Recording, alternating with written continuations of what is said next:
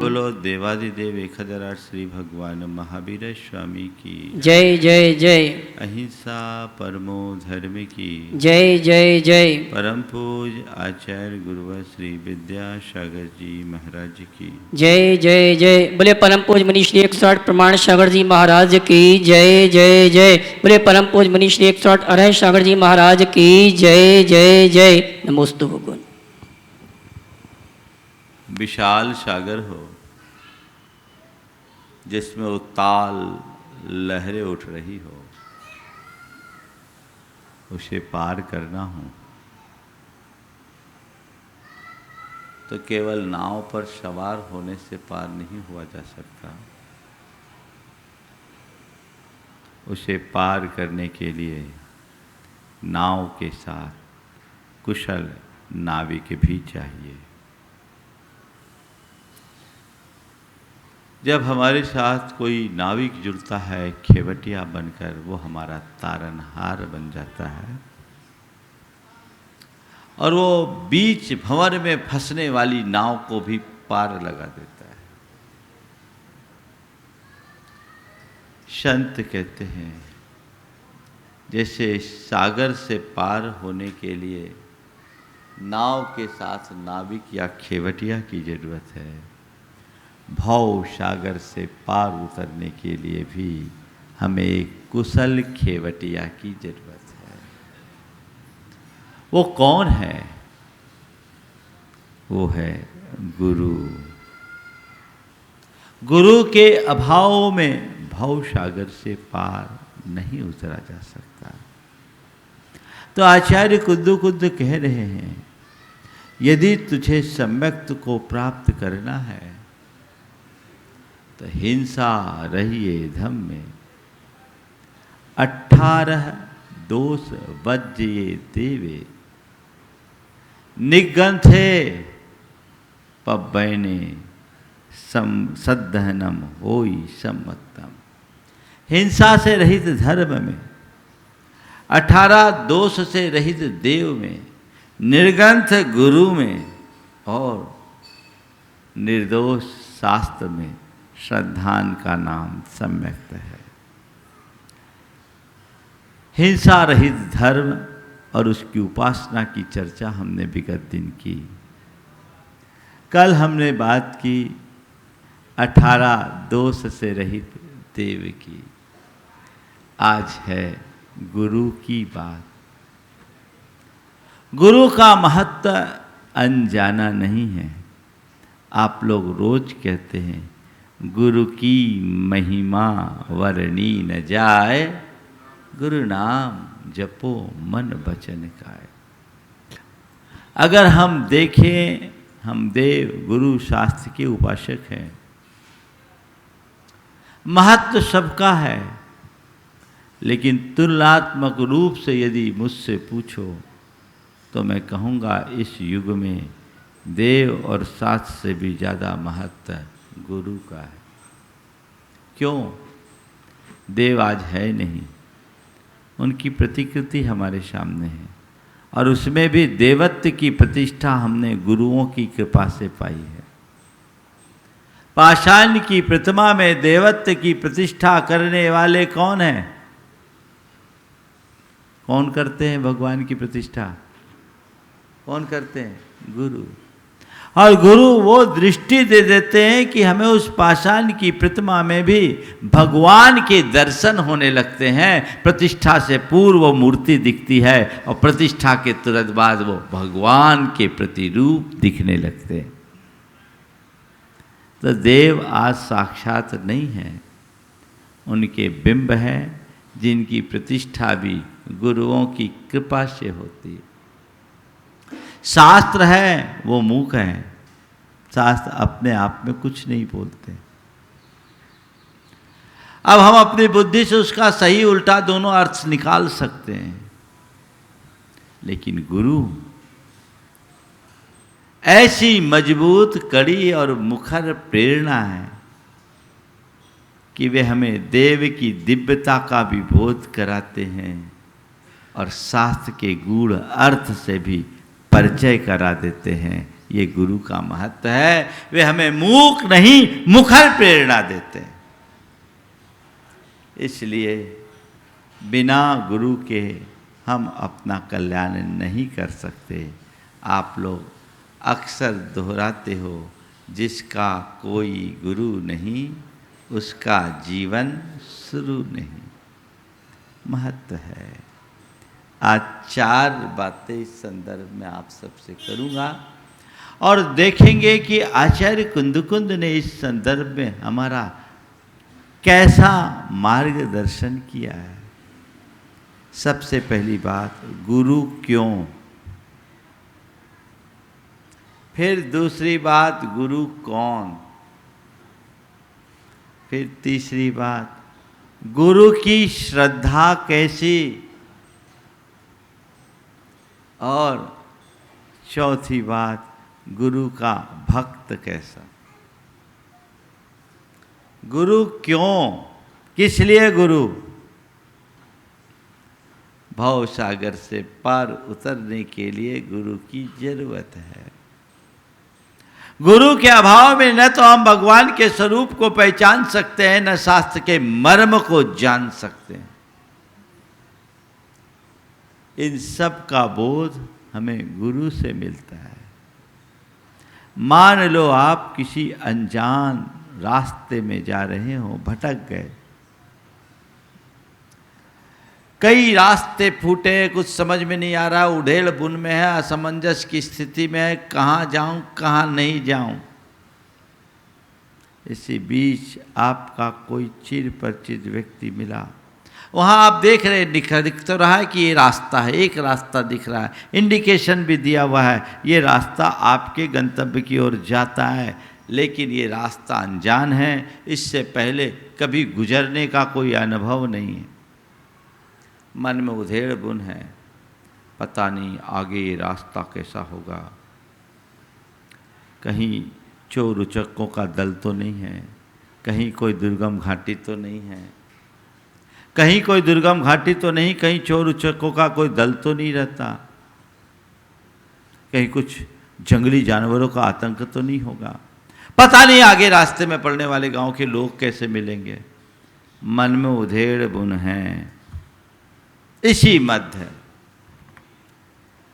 आपका कोई जाना पहचाना आत्मीय व्यक्ति वहाँ मिल जाए और पूछे, क्यों भाई यहाँ कैसे। अरे क्या बताऊँ, अमुक गांव जाना है, बड़ी मुश्किल से रास्ता मिल पाया है, पर मन में डर लग रहा है, पता नहीं रास्ता कैसा। अरे अमुक जगह वहाँ तो मुझे भी चलना है। कोई चिंता नहीं, बहुत अच्छा रास्ता है। रास्ते में पड़ने वाले गांव के लोग बड़े सभ्य और सरल हैं, कोई चिंता नहीं, और ज़्यादा लंबा रास्ता भी नहीं है, हम कुछ ही घंटों में यहाँ से वहाँ पहुँच सकते हैं। तुम्हें चलना है तो चलो, मुझे भी उधर ही जाना है। बोलो मन में क्या होगा। सहज हमारे कदम उनके पीछे पड़ेंगे ना। अरे भाई ठीक, चलो मुझे साथ मिल गया, उस व्यक्ति का साथ मिला जो खुद उस रास्ते पर चलने वाला है। यही भूमिका गुरु की है। भगवान से अपना मार्ग जानने के बाद और शास्त्र से रास्ता पहचान लेने के बाद भी उस पर चलने का साहस नहीं होता। पता नहीं हमसे निभेगा कि नहीं, हम आगे बढ़ेंगे तो कैसे बढ़ेंगे, कहीं गड़बड़ ना हो जाए, हिम्मत नहीं होती। पर गुरु कहते हैं, मुझे देखो, घबराओ मत, मुझे देखो, मेरा रास्ता देखो, मैं बेखटक चल रहा हूं, मेरे पीछे आ जाओ, तुम्हारा रास्ता भी अपने आप प्रशस्त हो जाएगा। होता है। तो गुरु को देखकर हमारे मन में साहस और संकल्प प्रकट होता है। गुरु मोक्ष मार्ग के प्रवर्तक हैं, उनसे हमें दिशा मिलती है, दृष्टि मिलती है, राह भी मिलती है और रफ्तार भी मिलती है। वो सब कुछ दे देते हैं। इसलिए गुरु की बड़ी भूमिका है। गुरु के अभाव में न हम देव के देवत्व को पहचान पाएंगे, न उनकी दिव्यता का दर्शन कर पाएंगे, और न ही सही अर्थों में शास्त्र का मर्म जान पाएंगे। शास्त्र को अगम समुद्र की तरह कहा गया है। समुद्र का पानी बड़ा खारा होता है, न हम उसे पी पाते हैं, न ही उसमें अवगाहित हो पाते। होते हैं क्या? खारा पानी। लेकिन उसी समुद्र के जल को जब सूर्य वाष्पीकृत करता है और बादल के रूप में परिवर्तित कर कर वही जल जब हम पर बरसता है तो बड़ा तृप्तिकर और आह्लादकारी हो जाता है। हम उससे प्यास भी बुझाते हैं और उसमें नहाते भी हैं, है ना? इसी तरह संसार शास्त्र अगम समुद्र की तरह है।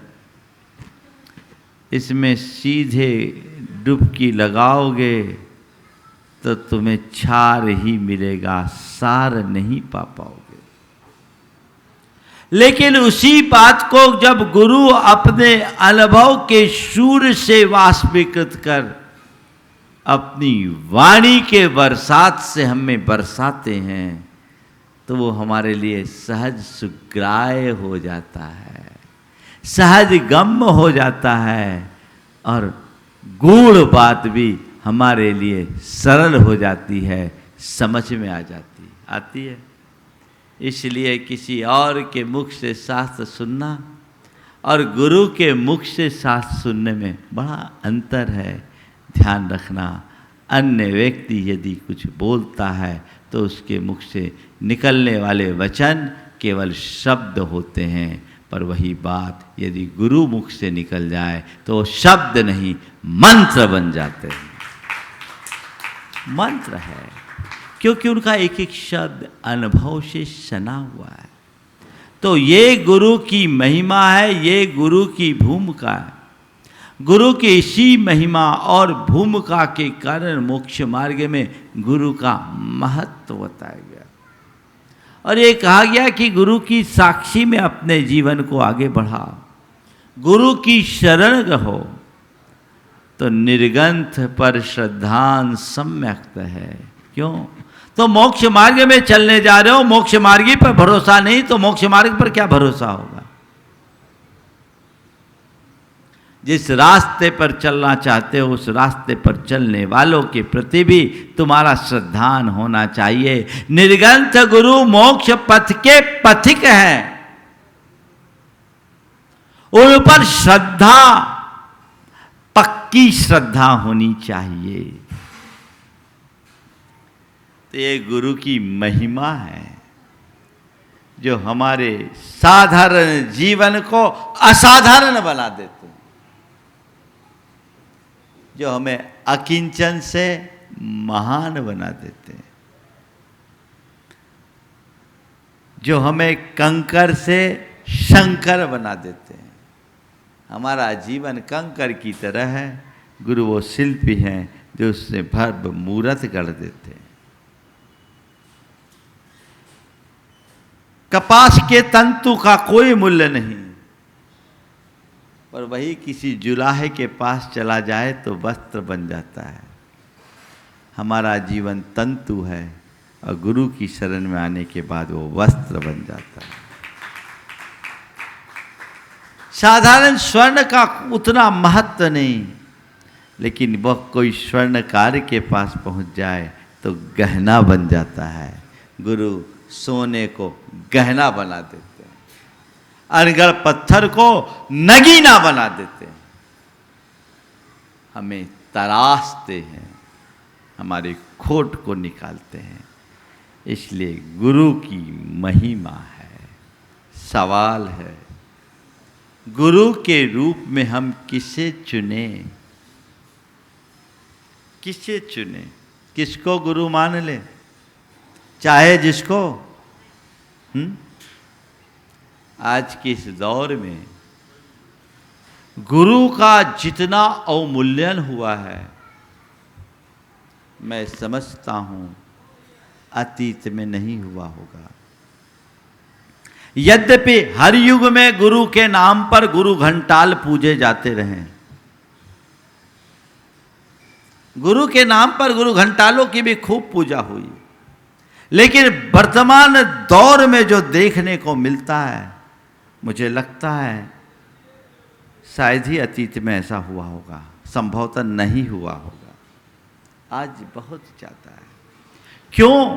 क्योंकि न तो हमने गुरु के स्वरूप को जाना और न ही गुरु उपासना के उद्देश्य को जाना।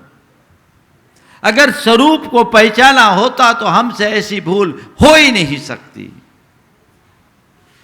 किसको गुरु के रूप में स्वीकारे? चाहे जिसको, कहते चाहे जिसको नहीं। अगर तुम्हें पार उतरना है तो नाव पर सवार हो, पर कौन से नाव पर? जो खुद तर रही हो। डूबते हुए जहाज पर बैठोगे तो क्या होगा?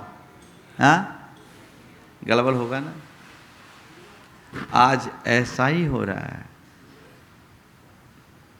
गुरु लोभी, शिष्य लालची, दोनों चलते दांव और दोनों डूबे वावरे, बैठ पत्थर की नाव। दोनों डूबे बावरे, बैठ पत्थर की नाव। तुम्हें देखना है कि मैंने जिस नाव को चुना है वो नाव सलामत है कि नहीं। अगर नाव सलामत है तो ही तुम्हारी सलामती होगी।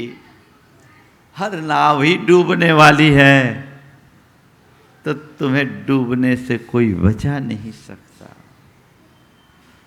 तो आचार्य कुंद कुंद ने गुरु के स्वरूप पर काफी प्रकाश डाला। उन्होंने क्या लिखा? निगंथे, निर्ग्रंथ होना चाहिए। निर्ग्रंथ, जो परिग्रह से मुक्त हो और जिसके मन में राग देश मोह विकार की गांठें ना हो, वो गुरु की श्रेणी में आता है। उसकी उपासना करो। आचार्य कुंद कुंद कहते हैं, जह जाय रूप रूवम सुसंजदम सव संग परिमुखम लिंगम न परावेखम जो मन नहीं तस् सम्मतम। जह जाय रूप रूपम सुसंजयम सव संगम और परिमुखम लिंगम न परावेखम जो मन नहीं तस् सम्मतम। किस लिंग को, किस गुरु को, किस मुनि को मानता है? यथा जात दिगंबर रूप को धारण करने वाला, सुसंयत, जिसकी बाहरी और आंतरिक वृत्तियां पूरी तरह से संयत हो, जिसका भाव और बर्ताव भी संयत हो, जिसके प्रत्येक प्रवृत्ति में संयम झलकता हो, जो विषय विकारों से सर्वथा दूर रहता हो, सव संग परिमुखम, सब प्रकार के बाहरी भीतरी परिग्रहों से मुक्त हो, लिंगम परावेखम, जो पर की अपेक्षा से रहित हो, जिससे किसी से कोई चाह नहीं हो। अगर चाह है तो केवल एक ही है, सामने वाले के कल्याण की चाह। जिसके मन में कोई आशा और अपेक्षा ना हो, ऐसे निर्ग्रंथ को मानने वाले को सम्यक्त होता है। इसी बात को आचार्य समंतभद्र महाराज ने और सरल करके हमें बता दिया। विषयाशा वशातीतो निरारंभो परिग्रह ज्ञान ध्यान तपो रक्त तपस्वी सह प्रशस्यते। जो 5 इंद्रियों के विषय और उनकी आशा आसक्ति से रहित है, जो आरंभ यानी घर गृहस्थी के कार्य और परिग्रह से रहित है, निरारंभो परिग्रह, तथा जो ज्ञान ध्यान और तप में लीन है, वही सच्चे अर्थों में तपस्वी कहलाने के योग्य है और वही आदर्श बनाने योग्य गुरु है। समझ गए? तो गुरु को अपना जीवन आदर्श बनाना चाहते हो, देखो वो इस कसौटी पर खरे उतर रहे हैं या नहीं। यदि वे इस कसौटी पर खरे हैं, समर्पित हो जाओ, और लगता है कि मामला गड़बड़ है, तटस्थ हो जाओ। या तो समर्पित हो या तटस्थ हो जाओ, तीसरा कोई रास्ता नहीं।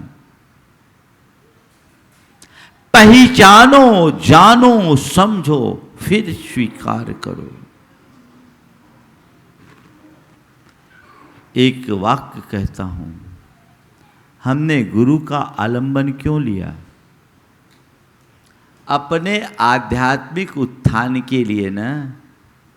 किस लिए? अरे हमने तो महाराज की शरण इसलिए किया कि हमारा धंधा चल जाए। जिसने जिंदगी में खुद धंधा नहीं किया, वो तेरा धंधा क्या चलाएगा? धंधा सीखना है तो फिर मैंने कोई ऐसे गुरु को पकड़ो जो व्यापार में दक्ष हो, जो मार्केट का गुरु हो, उसको चुनो। इन गुरु के पास तुम क्यों आए? धंधा चल जाए उनके पास जाते हो, जिसने कभी धंधा किया नहीं, वो तुम्हें धंधा का गुरु क्या बताएगा? पर लोगों का विश्वास कमजोर है, इसलिए मैंने कहा था अंधश्रद्धा वो ठीक नहीं। वो चारों बातें चल ही रही है, श्रद्धा, अश्रद्धा, अंधश्रद्धा और अटल श्रद्धा। अंधश्रद्धा, अरे बस महाराज के पास जाएंगे, महाराज हमें कोई ऐसा रास्ता बता देंगे, मेरे वारे न्यारे हो जाएंगे। हाँ, गुरु तुम्हें जो रास्ता बताते हैं उससे तुम्हारा वारा न्यारा ही होगा, लेकिन लोक का नहीं, लोकोत्तर का, और अपनी आत्मा का उद्धार करने के भाव से जाओ तो जीवन धन्य होगा। तो गुरु की शरण में हम गए हैं, सच्चे अर्थों में अपने आध्यात्मिक उत्थान के लिए ही गुरु की शरण ली जाती है। आध्यात्मिक उत्थान के लिए, जीवन की गूढ़ गुत्थियों को खोलने के लिए, अपनी आत्मा के समझ के लिए, अपनी मोह माया मूर्छा और आसक्ति को मंद करने के लिए हम गुरु की शरण लेते हैं। तो भाई, जिसको तुम अपना आदर्श बना रहे हो, थोड़ा देखो तो जिस अध्यात्म की पिपासा लेकर तुम उनकी शरण में जा रहे हो, उसके जीवन में वो आध्यात्मिकता है भी या नहीं? तुम जिसकी प्यास लेकर गए हो वहां है, उसके पास है भी कि नहीं? अगर वो दिखाई पड़े तो सिरोधारी कर लो, और वो न दिखे तो फिर थोड़ा रास्ता बदलो। आचार्य ज्ञान सागर जी महाराज ने रत्नकर्ण सावकाचार्य की व्याख्या की, टीका लिखी मानव धर्म के नाम से। बहुत अच्छी व्याख्या है, लोगों को पढ़ना चाहिए। मानव धर्म, हर प्राणी के लिए जो धर्म स्वरूप है, उसमें उन्होंने गुरु के संदर्भ में एक बड़ी मार्के की बात लिखी। उन्होंने कहा कि बाजार से 2 पैसे की हणियाँ खरीदते हो। हणियाँ समझते हो ना? मटका, घड़ा। घड़ा को देसी भाषा में हणियाँ बोलते हैं, हांडी, हणियाँ।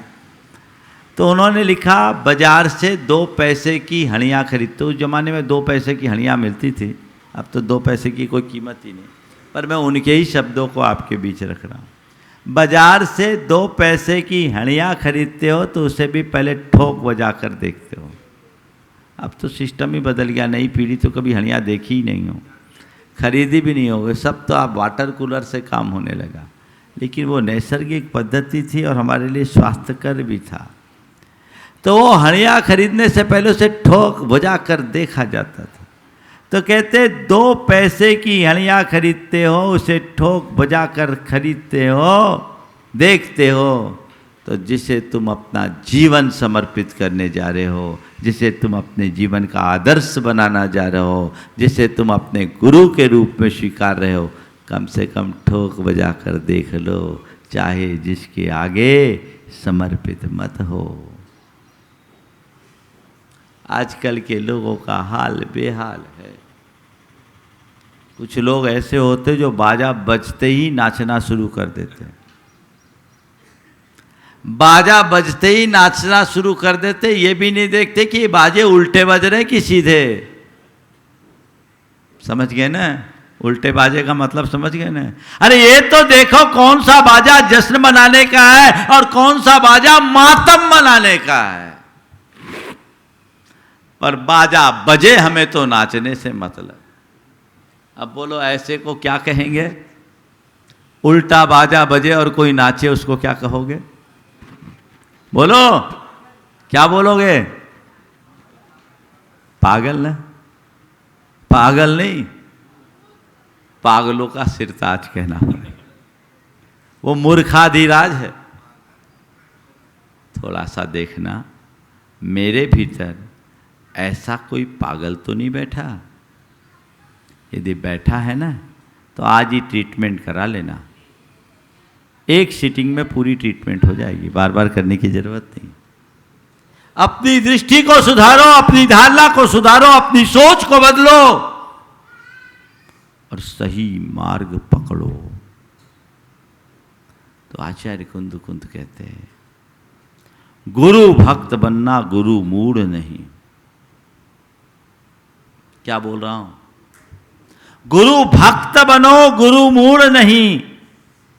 जो सच्चे गुरु के स्वरूप को समझकर अपने आत्महित की भावना से उनके प्रति समर्पित होता है, वो गुरु भक्त कहलाता है। और जो यथार्थ को जाने बिना जिस किसी को गुरु स्वीकार कर केवल भौतिक आकांक्षाओं से भरकर जाता है, वो गुरु मूढ़ कहलाता है।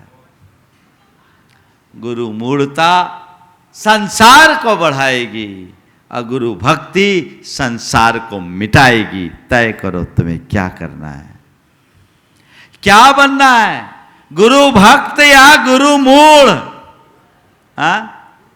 गुरु भक्त। तो गुरु भक्त बनने के लिए क्या करना है? सच्चे गुरु की उपासना करना है। आचार्य कुंद कहते हैं, कुच्छी देवम धम्मम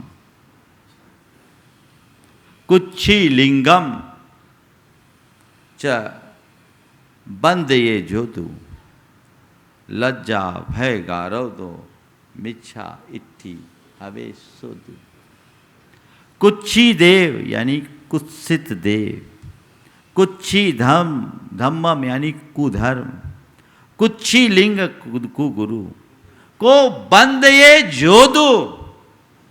लज्जावश, भयवश या गारव लोग दिखावा अभिमानवश, मिच्छा डित्थि हवे सोतु, टाइटल दे दिया।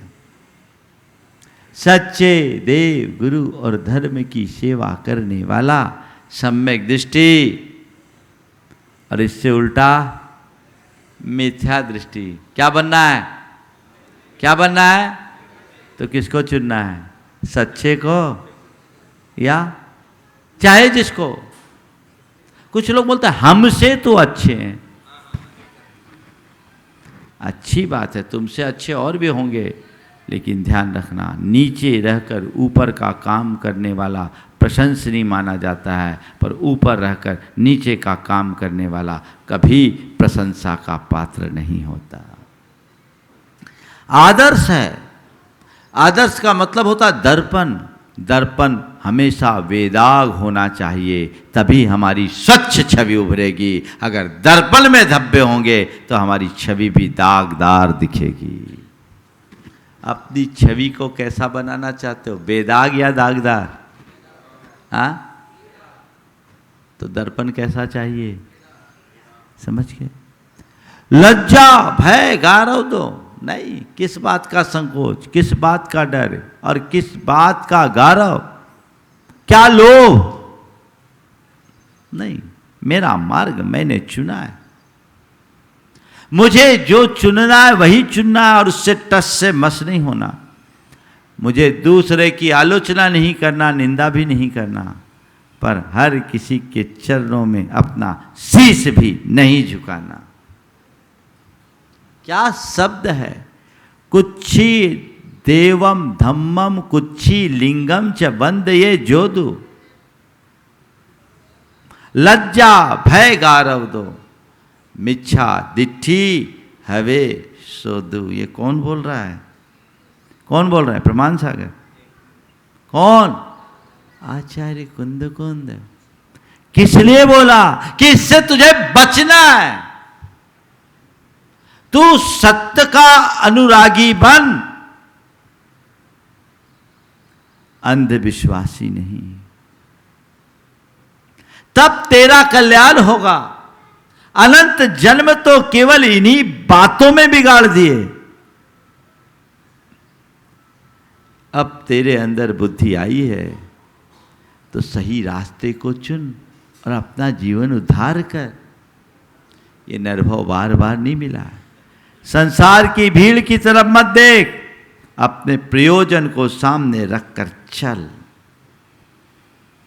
तो सच्चे गुरु को ही सद्गुरु कहते हैं। वो गुरु हमारे तारणहार हैं, उनको चुनो। उसको छोड़कर और कोई चुनोगे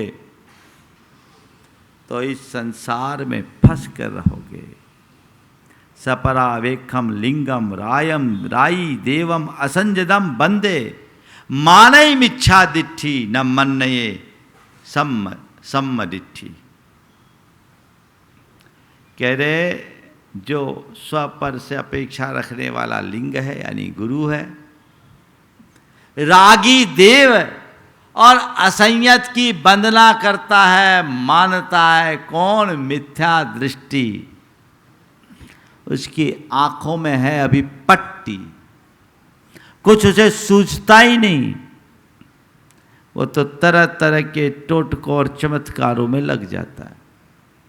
एक बार एक युवक आया, मुझसे कहा महाराज जी हमारे आए थे, उन्होंने नारियल के अंदर से हीरा निकाल कर दिखा दिया। महाराज जी आपके पास कोई चमत्कार नहीं है? नारियल के भीतर से हीरा निकाल दिया, महाराज आपके पास कोई चमत्कार नहीं है। मैंने कहा भैया मैं चमत्कार तो नहीं जानता, पर इतनी बात जानता हूँ, जब मैं छोटा था स्कूल में पढ़ता था, बाजू में कचहरी थी। दोपहर की जब आधी छुट्टी होती थी तो हम कचहरी चले जाते थे। वहाँ मदारी लोग अपना खेल दिखाते थे और मदारी लोग खेल दिखाते थे और खेल दिखाते समय 10-10 के नोट को 20-20 का बना देते थे। देखते ही देखते 10-10 का नोट 20-20 का बना के दिखा देते थे और उसके बाद 10 के नोट को 20 का बना दिए। 10 का नोट सबके आंखों देखे दिखता था कि 10 का नोट 20 का बन गया, लेकिन उसके बाद खुद 10-10 पैसे के लिए लोगों के आगे हाथ फैलाता। अरे भाई तुम 10 का 20 करने में समर्थ हो तो 10 पैसे के लिए हाथ क्यों बढ़ा रहे हो, ये समझो। यदि तुम नारियल से हीरा निकालने में समर्थ हो तो हीरा वालों की तरफ अपनी दृष्टि क्यों गड़ा रहे हो? समझ सही हो। थोथे कर्म कांडों और चमत्कारों में विश्वास मत करो, कर्म सिद्धांत के विश्वासी बनो और आध्यात्मिक दृष्टि रखकर धर्म का आचरण करो। तो सपरा वेखम लिंगम राई देवम रागी देव। 20 रागी के अलावा और जितने हैं सब क्या हैं? बोलो, रागी है ना। असंजदम, असंयत है। चाहे कोई हो, सौधरी में भी संयत नहीं है, बंधनी नहीं है। असंजदम न बंदे, बंदे मानई मिच्छा दिट्ठी, नहु मन्नई शुद्ध सम्मतम सम्मतो। मिथ्या दृष्टि तो उसी में लगा है, लेकिन जो शुद्ध सम्यक्ति है वो ये सब नहीं करता। अब आपसे एक सवाल करता हूँ, क्या करना है? तुम्हें सम्यक्ति बनना है या मिथ्या दृष्टि बने रहना है? बोलो जोर से। सम्यक दृष्टि। तो अब क्या करोगे? कहीं भी झुक जाओगे? कहीं भी स्वीकार लोगे? क्या करना है? सही को पहचान कर श्रद्धावनत होना है। जो भटक रहे हैं उन्हें भटकने दो। ये तो संसार का अतीत यही बताता है। लेकिन मुझे तो अपना भाव मूल्यवान दिखता है, मुझे इस जीवन का मूल्य समझ में आया है, मुझे इसे यूं ही नहीं खोने देना है, इसे संभाल कर रखना है, अपने जीवन का कल्याण करना है। ये मार्ग है। तो गुरु क्यों, गुरु कौन? अब गुरु की भक्ति कैसी? गुरु की भक्ति कैसी? खूब जय जयकार करो, आगे पीछे नाचो गाओ, नारे लगाओ और उनकी सेवा में हमेशा तत्पर रह जाओ। गुरु भक्ति हो गई? बोलो हाँ, ये गुरु भक्ति है।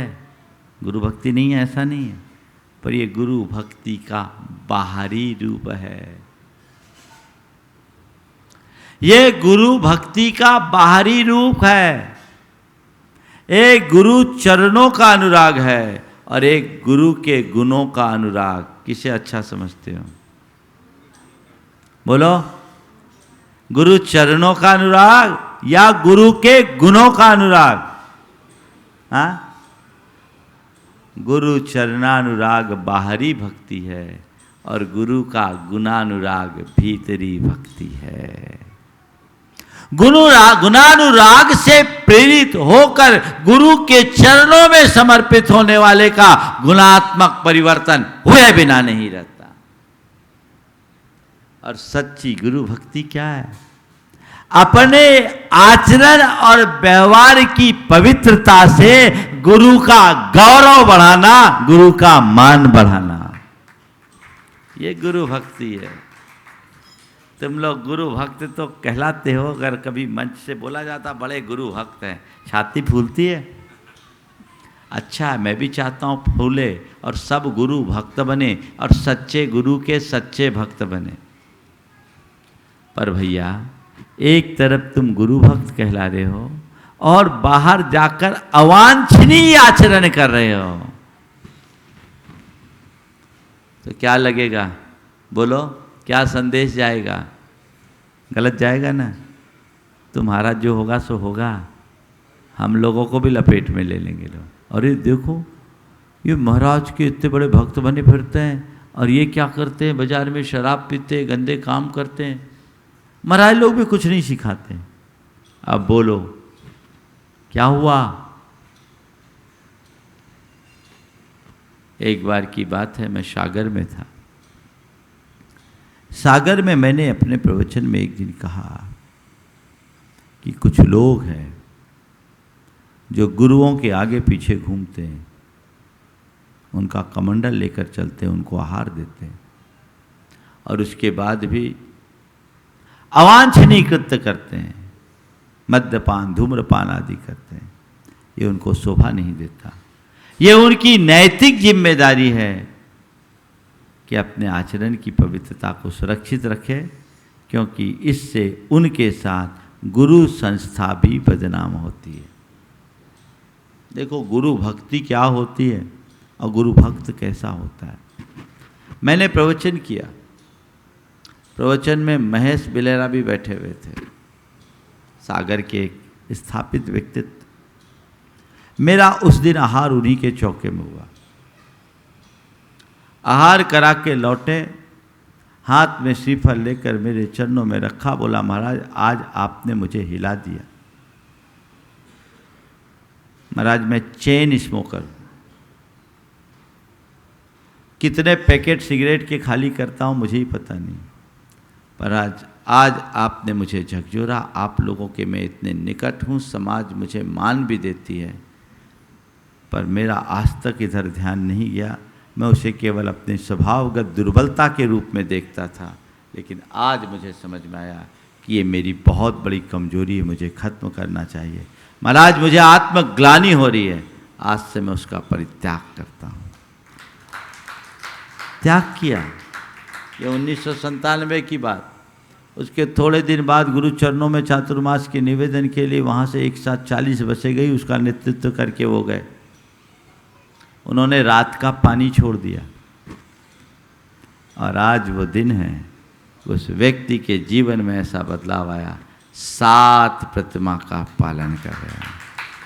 और इतना ही नहीं, जिस दिन उस व्यक्ति ने 7 प्रतिमा अंगीकार की, उसी दिन उसने घोषणा कर दी कि अपनी आधी संपत्ति को परमार्थ के कार्य में लगाएंगे। और ये आधी संपत्ति थोड़ी बहुत नहीं है, समझ गए? थोड़ी बहुत नहीं, मिलियन नहीं, बिलियन में आने वाली। और उस व्यक्ति ने वो कर दिखाया।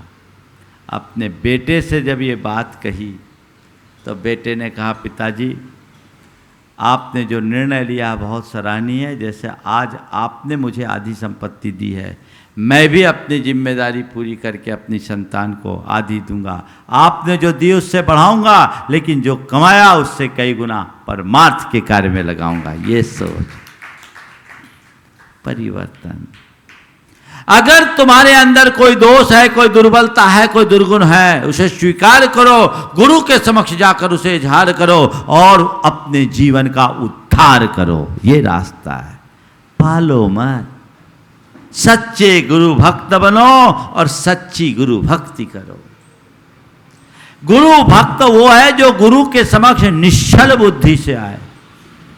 कई तो ऐसे भी होते हैं जो भीतर कुछ होते हैं, बाहर कुछ होते हैं, अंदर कुछ रखते हैं, गुरु से कुछ कहते हैं। गुरु के सामने तो सब कह दिए, बाहर आके महाराज ऐसे हैं वैसे हैं। कई तो ऐसे हैं जो गुरुओं को ही ज्ञान देने लगते हैं। महाराज को ये नहीं करना चाहिए, महाराज को वो नहीं करना चाहिए। पहले तू तो देख कि तुझे क्या करना चाहिए। एक बार एक ने बोला, महाराज आज से 20 साल पहले आपका प्रवचन सुना, तब और आज में तो बड़ा अंतर हो गया। महाराज आपके प्रभाव में तो बड़ा अंतर आ गया, बड़ा अंतर। आप तो कब क्या से क्या हो गए। मैंने कहा तू जहां के तहां दिख रहा है, तू मेरा तो देख रहा, अपना तो देख। तो आज भी जहां का तहां, आगे बढ़ो तो जीवन का लक्ष्य होगा। तो गुरु क्यों, गुरु कौन, गुरु भक्ति कैसी। और गुरु भक्ति निश्चल हो और गुरु भक्त में निश्चलता हो तो हमारा जीवन का पथ प्रशस्त होगा। हम सब अपने जीवन के पथ को प्रशस्त कर सके। आज आचार्य कुंद ने जो 3 गाथाओं में हमारा मार्गदर्शन दिया, सदगुरु की शरण ग्रहण करेंगे और कुगुरु से सुरक्षित दूरी बना कर रखेंगे तो हमारा जीवन धन्य होगा। जो आचार्य कुंद कहते हैं, कुच्छी देवम धम्मम कुच्छी लिंगम च बंदिये जोदू लज्जा भय गारव दो मिच्छा डिट्ठी हवेश सोदू को याद रखें और अपने जीवन का पथ प्रशस्त करें। समय आप सबका हो गया, यहीं पर विराम। बोलिए परम पूज्य आचार्य गुरुवर श्री विद्यासागर जी महाराज।